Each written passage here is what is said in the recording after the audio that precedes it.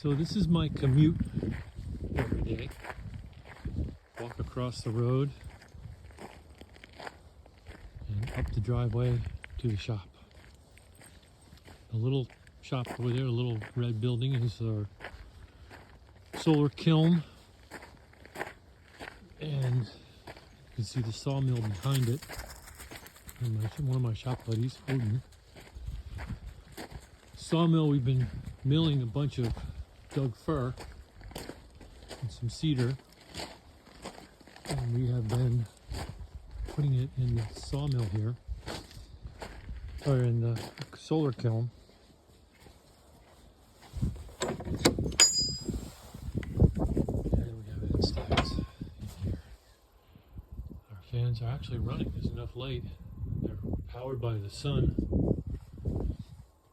And this wood has been drying here for a few months because it's winter and we don't have much else going on. These are the solar panels that run it. There's one on each side for the fans. And our solar mill, or sawmill, and some logs to be milled. Now inside, what I wanted to show. Inside is a bunch of wood that was milled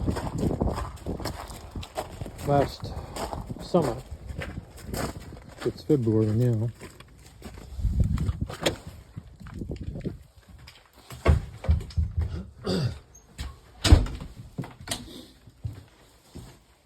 And there's a stack of wood here that was milled just recently, maybe 3 weeks ago.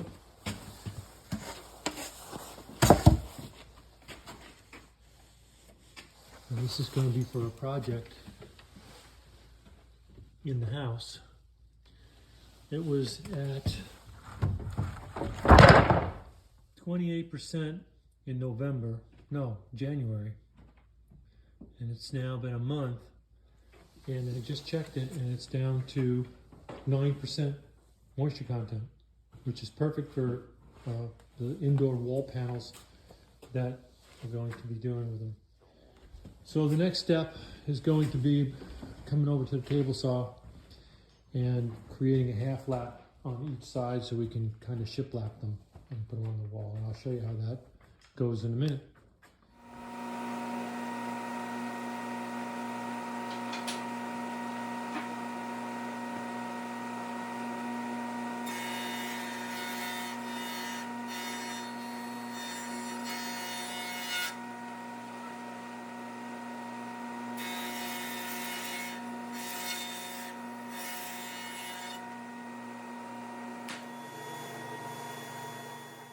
So the rabbet that's being cut on these boards is 3/8 of an inch by 3/8 of an inch.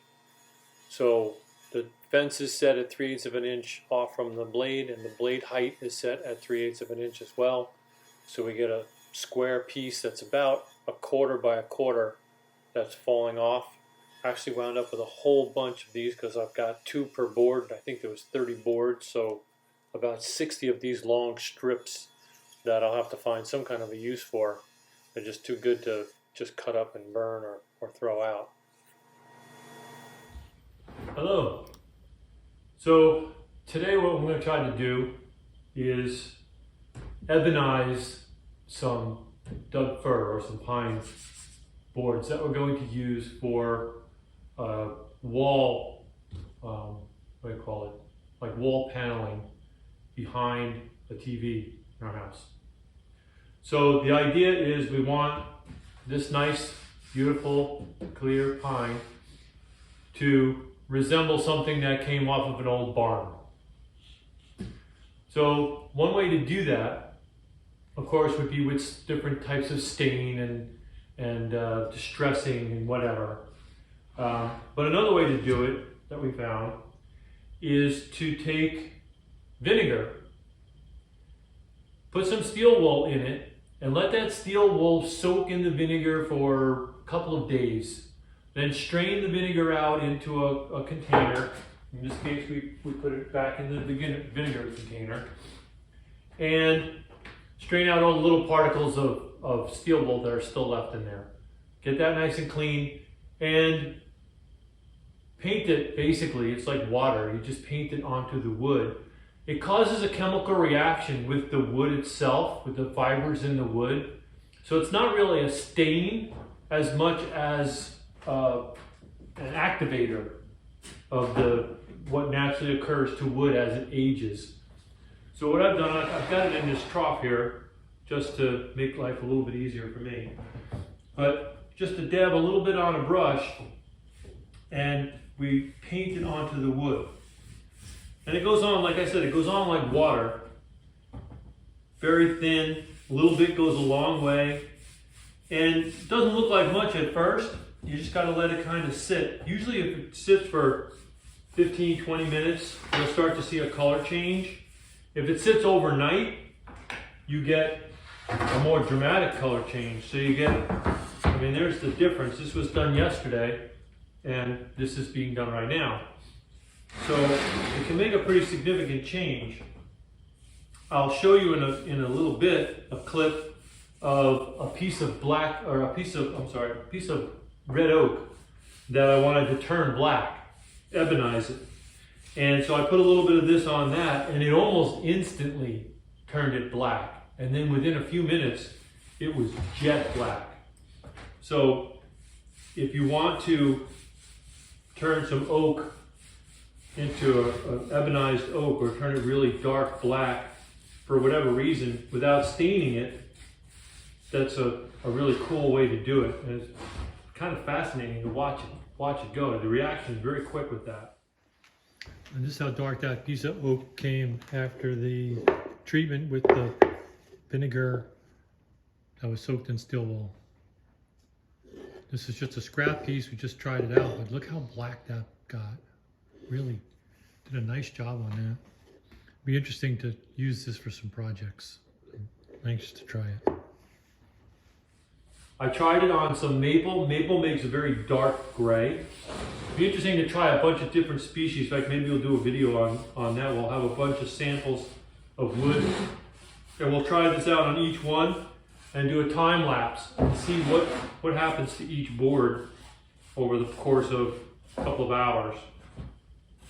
So all I'm trying to do here, I've already coated one side of these, but because it's going to be kind of a shiplap kind of a thing like this, you might see it with changes in temperature and humidity. If these boards move a little bit, you might be able to see inside the seams here. So I want to make sure that I get the edges done, and I'm coating the back just because these are interchangeable. I could put it this way too. So whichever side is the best side, or comes out the best, is the side that we'll use by coating both sides. And I have extra options. Just touching the brush into the solution puts enough on it to go quite a ways. And I suppose it's also very easy to miss a spot because it's so clear. You don't realize you're going along, and all of a sudden, after 20 minutes, you'll see a light spot. It's easy enough to just go back and give it a little brush. I don't know if you go over a spot that's already been done, what will happen, if that will create a splotch or not. We'll find out. So you'll take this. So anyway, so by doing both sides, I give myself options. Whichever side looks the best is the side that will get used on the paneling. And we're also going to build out of the same wood a shelf. So this is going to go on a wall where there's a TV mounted right now, and it's kind of plain. Just a blank wall with a TV wall mounted in the middle of it. And that's what we watch our TV on, and it's in our family room. So it's walls kind of just plain Jane painted. So this is going to add a little bit of interest to it.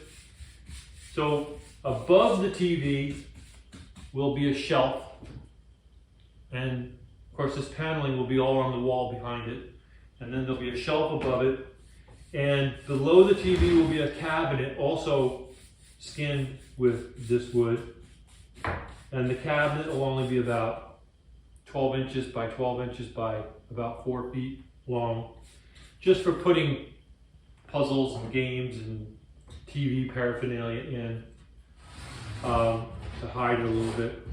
And the top of the cabinet, it'll be a floating cabinet, so the top of the cabinet will also act as kind of a shelf for putting little knickknacks or whatever on, little decorations. The wood is actually wood that we milled from trees that fell here on our property. And we had a pretty good storm last year in November, not this past year, but the year before.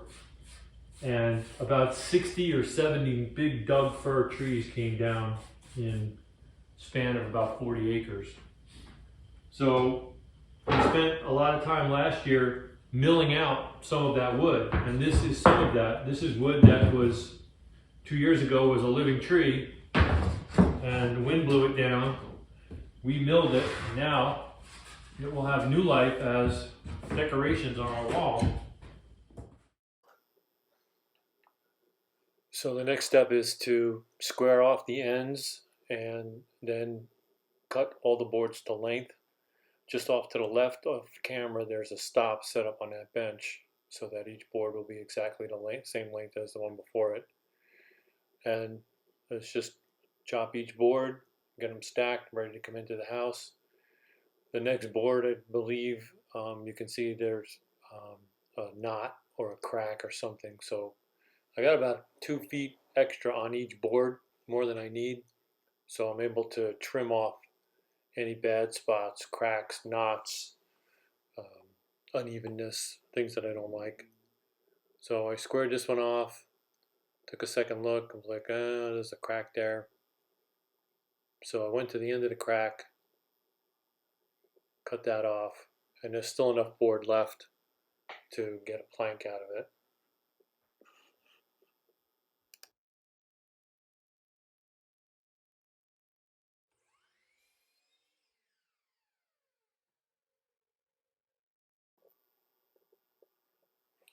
The floating shelf was made out of 2 pieces. I didn't have a piece of Doug fir wide enough to make the shelf, so I glued 2 pieces together, giving me about 10 inches, 10.5 inches wide. Also makes for a more stable shelf too. I don't have to worry about it cupping or warping that badly. Then it's just a matter of trimming up the glue, chamfering the edges a little bit, and coating it with some of that vinegar solution to turn it gray to match the rest of the wood.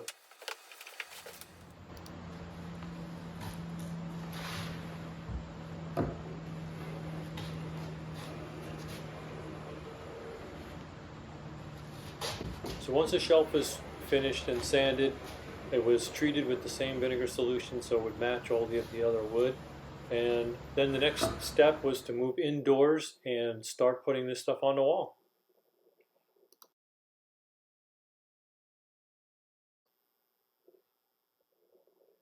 On the wall I mounted 4 strips of plywood on the studs. That gave me nailing for all the boards. This prevented having to put tons of holes in the sheetrock. I could just nail into those pieces of plywood, and they also give nice even support.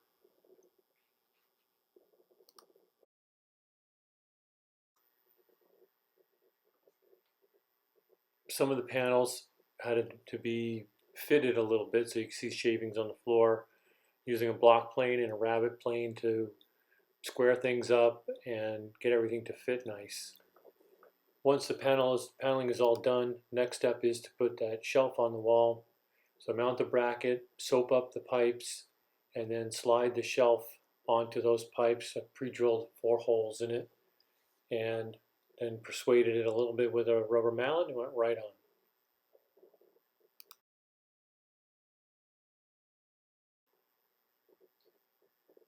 Here's the finished product. Everything's finished. The cabinet underneath the TV, I forgot to videotape when we were building that, so I apologize for that, but you can see that's that 12 by 12 by 4 foot cabinet. It's just got 2 drawers with some drawer slides in there, and it was also cased with, I just made it out of plywood, and then it was cased with the same wood that was on the back of the wall. Overall, very happy with this. If you enjoyed this, please hit the like button and subscribe to our channel for future content. Thanks, and we'll see you on the next one.